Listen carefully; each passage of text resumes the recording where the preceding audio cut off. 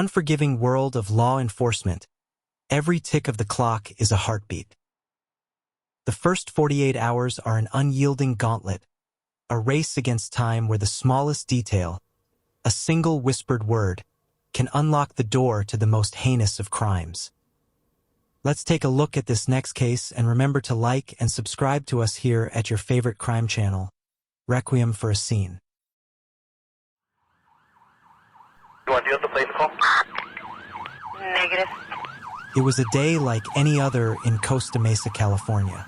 The sun had barely risen on September 14, 2013, when a routine call came in.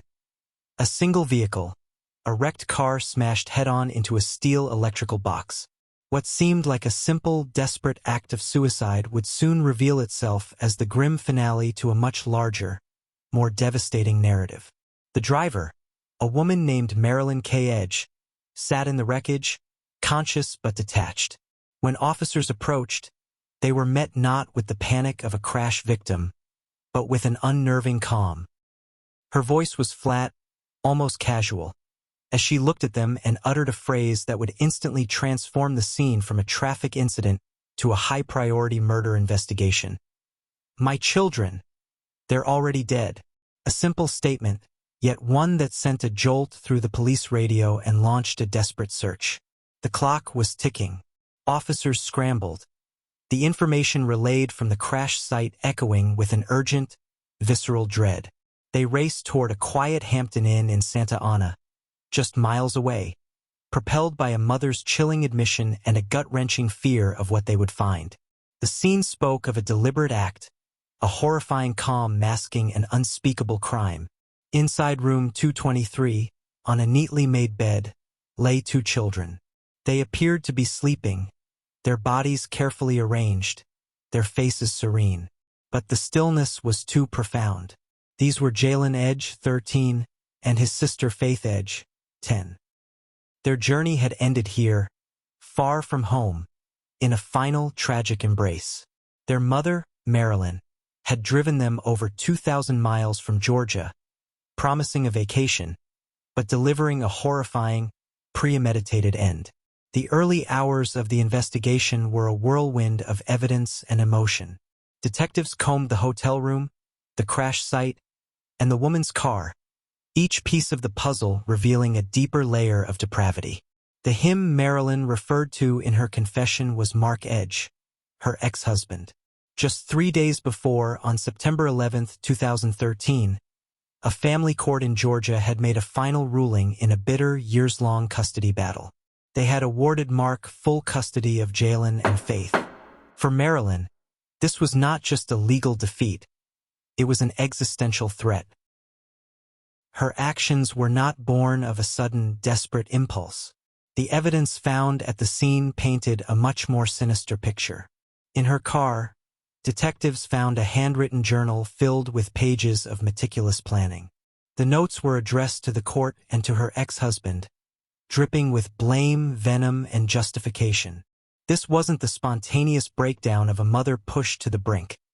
This was a deliberate, cold, and calculated act of revenge against a system she felt had betrayed her. She had purchased the medications, booked the motel room, and written her final, vengeful words, all before she ever laid a hand on her children. The horrific details of their last moments began to surface from the medical examiner's report. The children had been poisoned with a lethal cocktail of medications forced upon them. But the initial act was not enough for Marilyn. The coroner's report revealed signs of drowning and suffocation post-poisoning. She had made sure of their deaths through multiple brutal means, a final, chilling act of absolute control. To understand the motive, detectives had to look back, tracing Marilyn Edge's life through the lens of her decade-long custody battle. For nearly 10 years, she had waged a bitter war, fueled by paranoia and an escalating need to control her children's lives. She had a history of being distant, even paranoid, a woman whose protective instincts had twisted into a suffocating obsession. Her accusations of abuse and neglect against Mark Edge were repeatedly investigated by child welfare services and the courts, and repeatedly found to be baseless. But in her mind, The court's decision was the ultimate betrayal.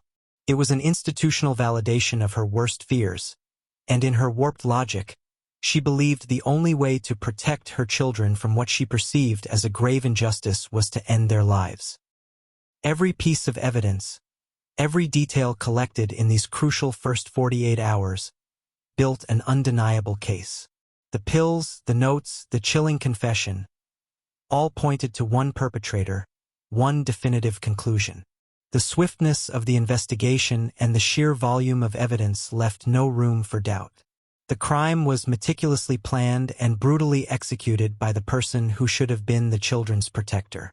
In a shocking turn of events during her court appearance, Marilyn Edge sought the ultimate punishment. She asked for the death penalty.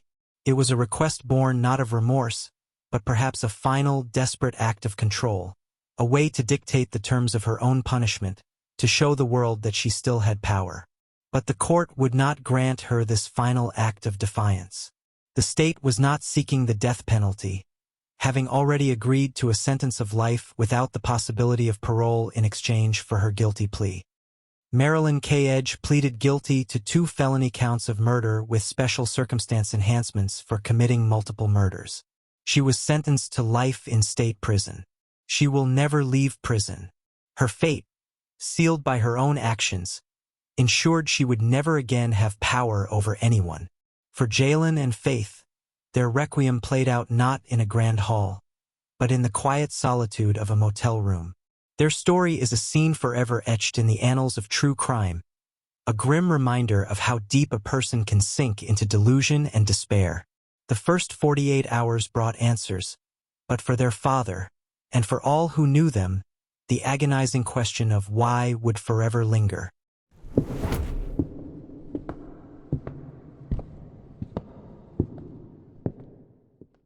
Thank you for watching. Please like and subscribe for future and all videos from us here at Requiem of a Scene. Be safe, and see you next time.